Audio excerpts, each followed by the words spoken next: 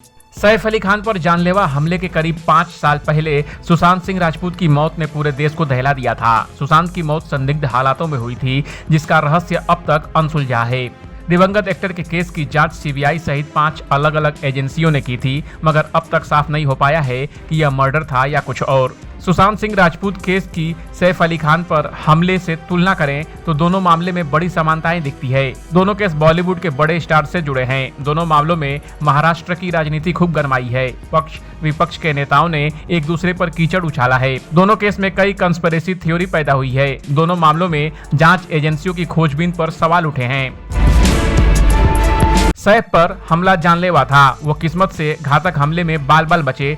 हमले के 11 दिन बाद पुलिस की जांच पर कई संदेह पैदा हुए। विपक्षी नेताओं के अलावा महाराष्ट्र सरकार के नेताओं ने भी जांच पर सवाल उठाए। सैफ पर हमले के तुरंत बाद मुंबई पुलिस गुनहगार की तलाश में जुट गई, मगर वह जिसे मुख्य आरोपी के तौर पर पेश कर रही है, उसकी फॉरेंसिक रिपोर्ट हमलावर से मैच नहीं हो रही है। पूरे मामले में नया मोड़ आ गया है। केस पर उठे 5 अहम सवालों से हैरान कर देने वाली बातें उजागर हुई है, जिससे मामला और भी जटिल हो गया है। सवाल नंबर 1, फॉरेंसिक रिपोर्ट से सवाल खड़ा हो रहा है कि पुलिस हिरासत में बांग्लादेशी शख्स शरीफुल इस्लाम क्या असली आरोपी है? हमलावर की सीसीटीवी इमेज शरीफुल से अलग दिखती है। फुटेज में दिखा शख्स गोरा है, जबकि गिरफ्तार व्यक्ति की उम्र ज्यादा लग रही है। उसकी त्वचा भी गहरे रंग की है। यह दावा भी संदेह पैदा करता है कि हमले के बाद शरीफुल दूसरे राज्य में भागने के बजाय थाने में क्यों छिपा था। सवाल नंबर 2, सैफ जिस बिल्डिंग में रहते हैं वह हाई सिक्योरिटी जोन है, जहां अंदर और बाहर सीसीटीवी लगे हैं। दूसरा, सैफ के फ्लैट में घुसने के लिए बायोमेट्रिक स्कैन है। पुलिस के इस दावे पर भी संदेह होता है कि शरीफुल बिल्डिंग के डक्ट के जरिए चढ़ा था और बाथरूम की खिड़की के जरिए घर में घुसा था।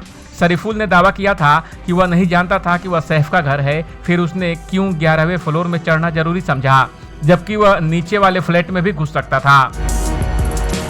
सवाल नंबर 3, सैफ की पत्नी करीना ने बताया कि हमलावर ने ज्वेलरी को हाथ तक नहीं लगाया, जबकि वह उसके नजदीक रखी थी। उसने खाली हाथ भागने से पहले नौकरानी को चाकू से डराकर 1 करोड़ रुपए की डिमांड की थी। मनी कंट्रोल में प्रकाशित एक रिपोर्ट के अनुसार हमलावर सीसीटीवी फुटेज में सीढ़ियों से बड़े आराम से उतरता दिखा।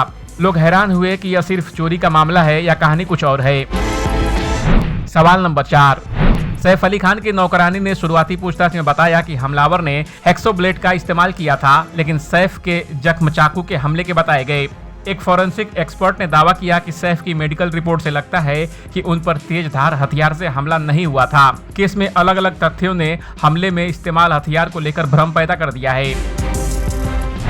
सवाल नंबर 5, सैफ अली खान पर 6 बार चाकुओं से हमले की बात सामने आई है, जिनमें 2 गहरे घाव बताए गए, मगर वे सर्जरी के 4 दिन बाद अस्पताल से डिस्चार्ज हो गए। लोगों के साथ साथ नेताओं को संदेह हुआ कि सैफ को वाकई में चोट लगी थी या फिर वह नाटक कर रहे थे। संजय निरुपम और नितेश राणे ने सैफ की जल्दी रिकवरी पर भी सवाल उठाए। वैसे इस घटना पर आपको क्या लगता है, कमेंट कर हमें जरूर बताएं। बॉलीवुड और एंटरटेनमेंट की खबरों के लिए देखते रहिए ABV एंटरटेनमेंट।